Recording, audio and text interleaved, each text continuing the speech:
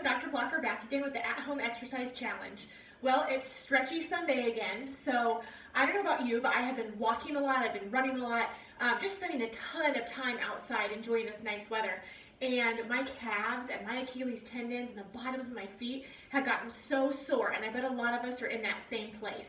So I'm going to show you a couple different stretches that you can do to stretch out the calves and the Achilles tendons and the plantar fascia on the bottom of your foot. So first one, I'm going to use a wall, and I have this chair placed here in case I need a little bit extra balance. It's just a nice stable surface. So what I'm going to do is I'm going to stand facing the wall, and I'm going to get pretty darn close to that wall, and then I'm going to place my heel as close to the wall as I can, placing the toe up on the wall, and I'm going to gently lean in. So I'll get my arm out of the way here, and I'm just going to feel an amazing stretch going all the way up my calf. Really, really good stretch. Now, if I try to lift just my big toe off of the wall, which it's not really going to leave the wall, but we're trying to pull that toe back towards our shin, you're going to feel that stretch shift a little bit, more to the gastrocnemius. So again, still in the calf, you'll just feel a little bit deeper stretch there. And I'm going to hold this stretch for about 10 seconds, maybe 15 seconds, and then I'm going to relax. And I'm going to switch feet. So again, placing that heel really close to the wall, leaning in straight forward. You can always place your hands against the wall for a little bit extra balance. Holding that for 10 to 15 seconds, and then trying to kind of turn my foot outward, peeling that big toe off the wall a bit. Holding that same stretch. Very nice. That is a great calf stretch. You can also do a traditional wall calf stretch. And I don't know if I have quite enough room here, so we'll see if the camera angle can get this in. But I can place my hands against the wall, have one foot fairly close to the wall, and step that other foot back. I don't know if you can see my foot or not. Maybe I can move a little bit closer here. Okay, stepping that other foot back. And the goal here is to get that back heel down onto the ground. So if your heel can touch the ground, and you don't feel a big stretch, then move that foot back a little bit further. Okay, and just keep moving back until you feel that really good stretch.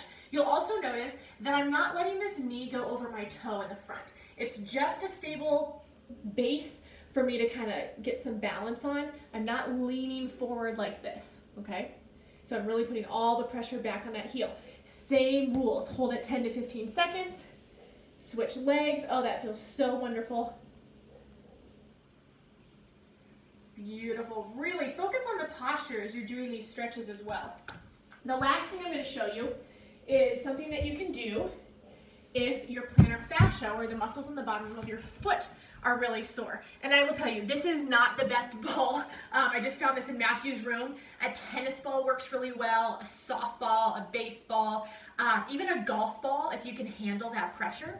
But what we're going to do is you would take your shoe off. So we'll see if I can get my shoe off quickly. And we're going to roll out the muscles and the tendons and the ligaments on the bottom of the foot. All right, so you can do this barefoot, you can do this with your socks on. I'm going to place the ball on the ground, and the first time I do this, I'm going to try it seated, okay? So we'll turn sideways a little bit so we can see, and I'm just going to roll that ball all the way through my foot, all the way up through the toes, really trying to push. And kind of mess around with the angles. Turn your foot in, turn it out.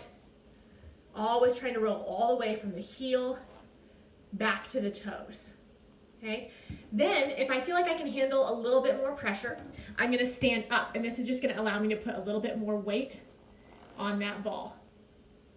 Okay, so really nice deep push into the ball. And again, you wouldn't use a real squishy ball. This doesn't give much of a massage. So a tennis ball or a golf ball or a baseball or softball would work much better. And if you don't have a ball laying around the house, you could try maybe a heavy-duty plastic water bottle. You could use a can of soup, really a can of vegetables, anything that's going to be a nice surface that will be able to roll along the floor. but it's not going to give way underneath your foot. So a plastic water bottle wouldn't work real well because it's going to kind of crunch underneath your foot. So something nice and hard. I hope that this helps. I hope it gets you back on the road to more walking and jogging and cycling and whatever your cardio endeavors are. And don't forget to check out Cassidy's 14-day complete exercise series on our Leap at ESU website. We'll be back tomorrow. Have a great Sunday.